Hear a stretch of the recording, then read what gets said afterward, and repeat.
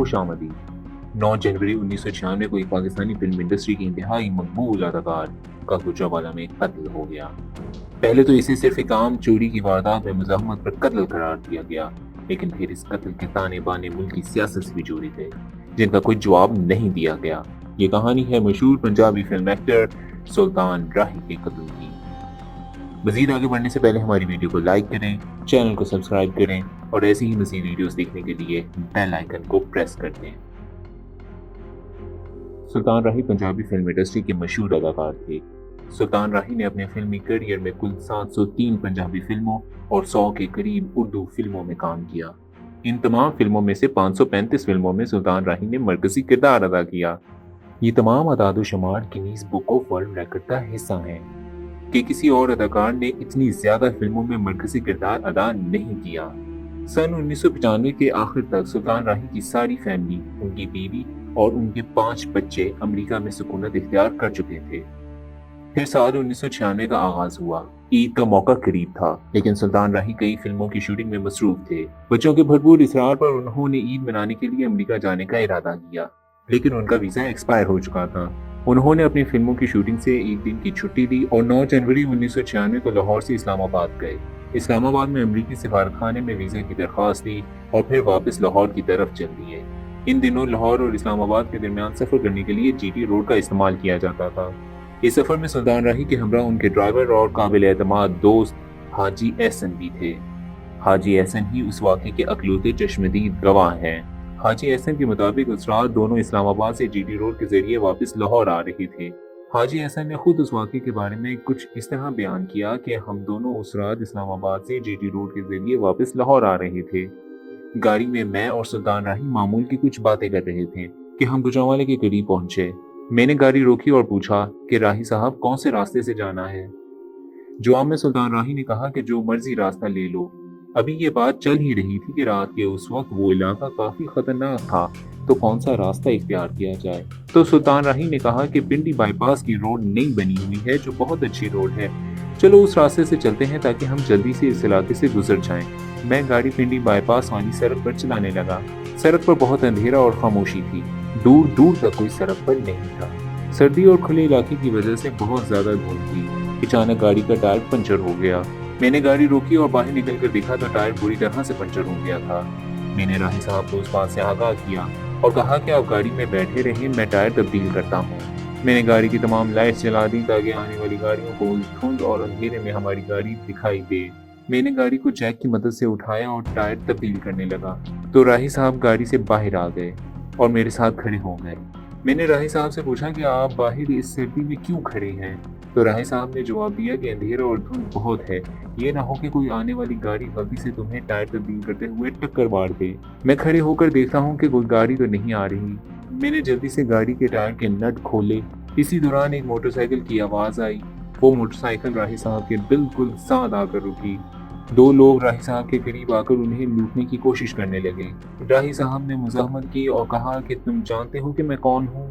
میں سلطان راہی ہوں۔ اتنے میں ایک ڈاکو بولا کہ وہ سلطان راہی جو بہت سی گولیاں لگنے کے بعد بھی کھڑا ہو جاتا ہے۔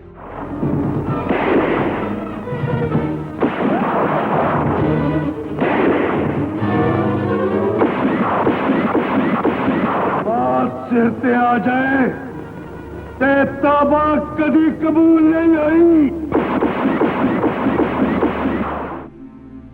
اور ساتھ ہی ایک زوردار آواز آئی اور سلطان راہی زمین پر گر گئے۔ سلطان راہی کو گولی مارنے کے بعد ڈاکو میری طرف بڑھے اور کہا کہ اپنا قیمتی سامان ہمیں دے دو۔ حاجی احسن کے مطابق وہ بہت ڈر گئے تھے اور صرف اتنا ہی کہہ پائے کہ میرے پاس کچھ بھی قیمتی نہیں ہے۔ اتنے میں ایک ڈاکو نے حاجی احسن کی تلاشی لی، مگر کچھ نہ ملنے پر وہ حاجی احسن کو ایک طرف دھکا دے کر گاڑی کی طرف بڑھ گئے اور گاڑی کی پچھلی سیٹ پر موجود ایک بریف کیس کو لے کر فوراً ہی دھند میں غائب ہو گئے۔ حاجی احسن نے سلطان راہی کو دیکھا تو ان کے سر سے بہت خون بہہ رہا تھا۔ سڑک پر بہت اندھیرا اور دھند تھی۔ 1-2 گاڑیاں پاس سے گزری مگر کوئی بھی نہ رکا۔ یہ علاقہ چوروں کی وجہ سے بہت مشہور تھا اور کسی انجانے شخص کے لیے گاڑی روکنا بے وقوفی ہی قرار دیا جا سکتا تھا۔ حاجی احسن اس علاقے سے اچھی طرح واقف تھے۔ وہ بھاگ کر کسی طرح پاس کے پیٹرول پمپ پر پہنچے اور پولیس کو اس واقعے کی اطلاع دی۔ پولیس کو ساتھ لے کر وہ موقع واردات پر پہنچے۔ پولیس کے مطابق ان کے پہنچنے سے پہلے ہی سلطان راہی मर चुके थे। पुलिस ने लाश को करीबी अस्पताल DHQ गुजरांवाला पहुंचाया। लाश का पोस्टमार्टम हुआ, जिसके मुताबिक गोली सुल्तान राही के चेहरे पर लगी। गोली जबड़ा चीरते हुए दिमाग के आर पार हो गई। सुल्तान राही के खानदान को उनकी मौत की खबर दी गई।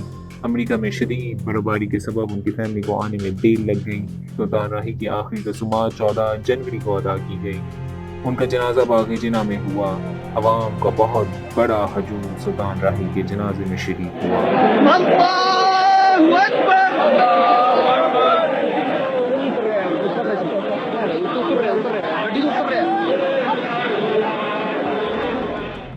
और फिर सुल्तान राही को शाह शम्स कादरी के मज़ार के अहाते में दफन कर दिया गया। पुलिस ने हाजी एहसन से तफ्तीश की और ये कह कर केस बंद कर दिया कि ये एक आम डकैती की वारदात थी, और डाकू सुल्तान राही को देखकर घबरा गए और नर्वस होकर गोली चला दी। इन डाकुओं की ना तो कभी पहचान हो सकी और ना ही कोई भी गिरफ्तारी अमल में आई। सुल्तान राही की अचानक मौत ने बहुत से सवालात को जन्म दिया।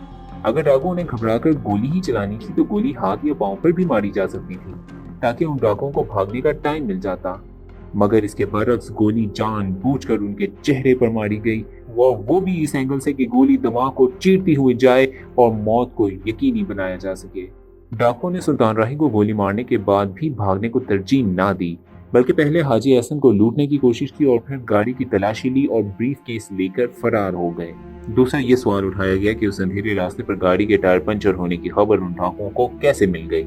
इतनी शदीद सर्दी और रात के उस वक्त धुंध में कोई मुश्किल से ही मजबूरी के बायस उस रास्ते से गुजरता। क्या गाड़ी का टायर जानबूझकर तो नहीं पंचर किया गया, और क्या ये सारी कार्रवाई पहले से ही प्लान थी? तीसरी बात यह है कि उन दिनों सुल्तान राही का मुबैना तौर पर पाकिस्तान पीपल्स पार्टी के ताकतवर तरीन लीडर आसिफ अली जरदारी के साथ एक होटल पर झगड़ा चल रहा था। सियासी शख्सियत सुल्तान राही का इस्लामाबाद में मौजूद होटल खरीदना चाहती थी और सुल्तान राही मुसलसल इनकार कर रहे थे। सुल्तान राही के इंतकाल के बाद उस होटल की खरीदो फरोख्त में कोई रुकावट ना रही। अगली बात यह है कि दो डाकुओं में से एक डाकू मुबैना तौर पर सज्जू काना था। ये उन दिनों का बहुत ही ताकतवर डाकू था, जिसको पुलिस भी हाथ डालने से डरती थी। इसकी असल वजह सज्जू काना की सियासी सरपरस्ती थी। इन दिनों ये बात भी मशहूर थी कि सज्जू काना की मदद से सियासी लोग अपने दुश्मनों को डराते थे और कत्ल भी करवा देते थे। हैरानकुन बात तो यह है कि सज्जू काना का नाम पहले तो इस केस में काफी बार लिया गया, लेकिन जब मार्च 1997 को सज्जू काना एक पुलिस मुकाबले में मारा गया तो पुलिस ने सज्जू काना के सुल्तान राही के कत्ल में शरीक होने के इम्कानात का इनकार कर दिया।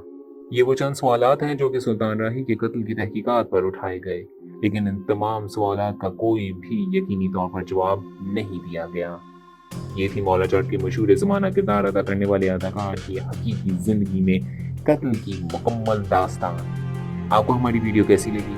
वीडियो पसंद आने की जरूरत में वीडियो को लाइक करें, चैनल को सब्सक्राइब करें और नीचे कमेंट्स में अपनी कीमती राय से जरूर आगाह करें। और ऐसी ही मज़ीद मर्डर मिस्ट्रीज देखने के लिए हमारी इन वीडियोस पर क्लिक करें। बहुत शुक्रिया।